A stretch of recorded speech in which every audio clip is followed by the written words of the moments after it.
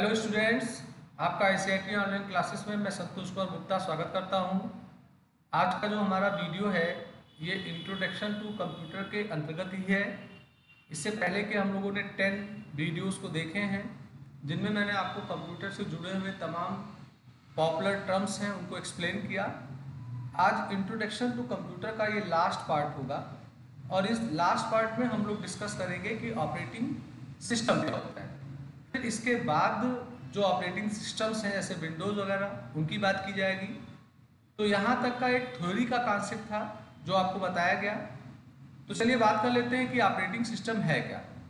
तो देखिए, operating system जो होता है ये एक सॉफ्टवेयर होता है और सॉफ्टवेयर भी दो प्रकार का है, सिस्टम सॉफ्टवेयर, एप्लीकेशन सॉफ्टवेयर। तो जो ऑपरेटिंग सिस्टम होगा ये सिस्टम सॉफ्टवेयर होते हैं और जनरली ये ऑलरेडी बने हुए होते हैं और प्रत्येक कंप्यूटर की नीड ये होती है कि जब हम कोई नया कंप्यूटर परचेज करेंगे तो उसमें जो सबसे पहला सॉफ्टवेयर हम डालेंगे वो हमारा ऑपरेटिंग सिस्टम का होना चाहिए। तो ऑपरेटिंग सिस्टम जो होगा इसका प्रयोग होता है कंप्यूटर का संचालन करने के लिए। तो बेसिकली ऑपरेटिंग सिस्टम बहुत ही महत्वपूर्ण रोल अदा करता है आपके कंप्यूटर में और इसका जो सबसे बड़ा रोल है ये प्रोवाइड करता है यूज़र इंटरफेस। तो जब आप कंप्यूटर में काम करते हैं तो हमारे कंप्यूटर में बहुत सारे हार्डवेयर होते हैं और बहुत सारे सॉफ्टवेयर होते हैं। अब बात आता है यूज़र अपने हार्डवेयर से कम्युनिकेशन कैसे करें और जो सॉफ्टवेयर हैं उन्हें वो कैसे यूज करें। तो उसके लिए ऑपरेटिंग सिस्टम का काम होता है कि यूज़र को एलिजिबल करता है कि आप अपने हार्डवेयरों यानी यंत्रों से बात कर पाएँ और बाकी के जो आपके सॉफ्टवेयर हैं आप उनको ओपन कर पाएँ और उनमें काम कर पाएँ। तो इसीलिए प्रत्येक कंप्यूटरों के लिए ऑपरेटिंग सिस्टम एकदम अनिवार्य है। विदाउट ऑपरेटिंग सिस्टम आप कंप्यूटर पे कोई भी जॉब नहीं कर पाएंगे। एक ऑपरेटिंग सिस्टम मस्ट है कि आपके कंप्यूटर में लोड हो।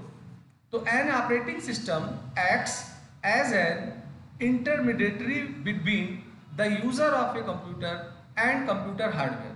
तो जैसे मैंने पहले बताया था कि जो यूजर है और आपके कंप्यूटर का जो यंत्र है इसके बीच ये मध्यस्थता का काम करता है, बिचौलिए का काम करता है।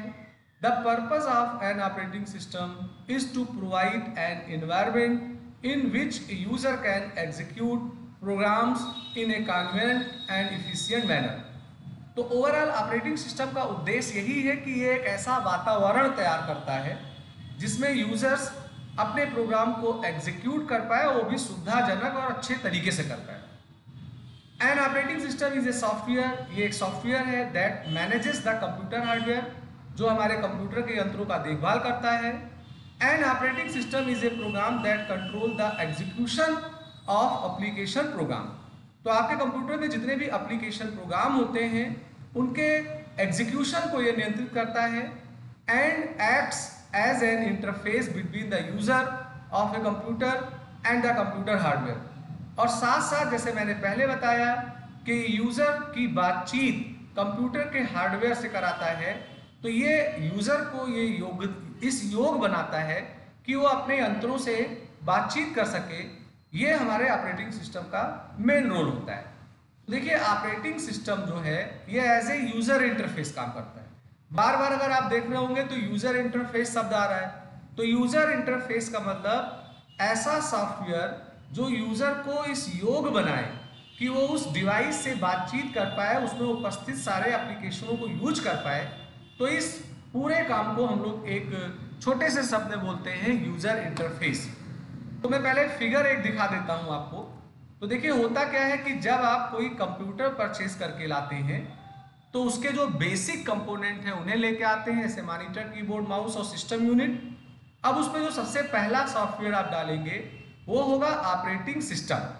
अब आपने ऑपरेटिंग सिस्टम डाल लिया।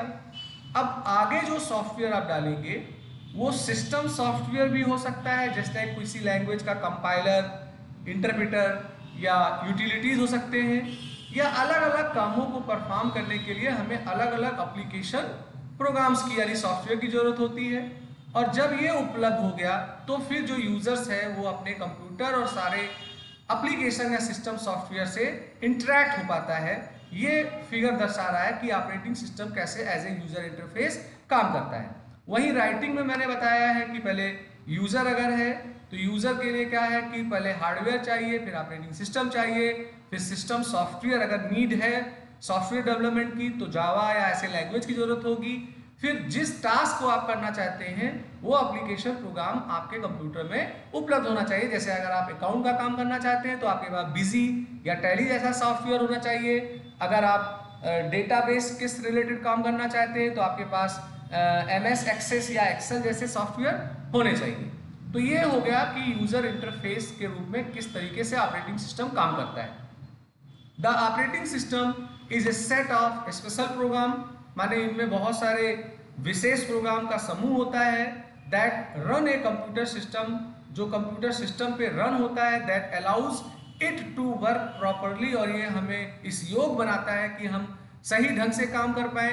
It perform basic task such as recognizing input from the keyboard, keeping track of files and directories on the disk, sending output to the display screen and controlling peripheral devices।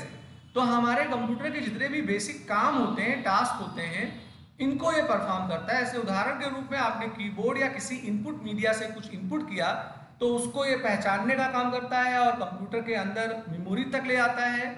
आपके फाइलों को और डायरेक्टरियों को ये disc में store करने का काम करता है। जो आप डिस्प्ले स्क्रीन पे आउटपुट देखते हैं उसको ये भेजने का काम करता है।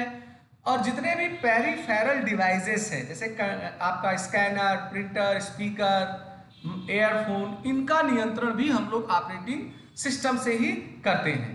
तो ऑपरेटिंग सिस्टम का जो जॉब है वो बहुत ज़्यादा होता है। हालांकि देखा जाए तो ऑपरेटिंग सिस्टम को मैंने बहुत कम शब्दों में व्याख्यान किया। ऑपरेटिंग सिस्टम वैसे एक अलग सब्जेक्ट है और उसमें ऑपरेटिंग सिस्टम को जब आप पढ़ोगे तो इंटरनली ये जो कंप्यूटर में काम करता है उसके सारे डिटेल्स आपको मिलेंगे। जैसे मेमोरी मैनेजमेंट हो गया, CPU शेड्यूलिंग हो गया, या और भी बहुत सारे कॉन्सेप्ट हैं जो जानने को आपको मिलते हैं। तो मैं उम्मीद करता हूं कि आज का वीडियो आपको पसंद आया होगा। लाइक करिए, शेयर करिए, सब्सक्राइब बटन पे क्लिक करके बेल आइकन को लीजिए जिससे मैं कोई नया वीडियो बनाऊं तो उसका अलर्ट आपको तुरंत मिल जाया करे।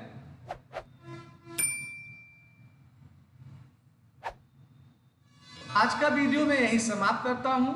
मैं जल्द ही आपके लिए नया वीडियो लेके आऊंगा और मैं आपसे रिक्वेस्ट करूंगा कि आप अगर हमारे वीडियो को देखते हो तो कमेंट्स बॉक्स में जरूर कुछ ना कुछ हमारे वीडियो के बारे में कमेंट्स करिए।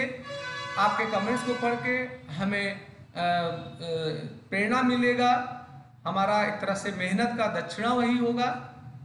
तो आज का दिन आपका शुभ हो।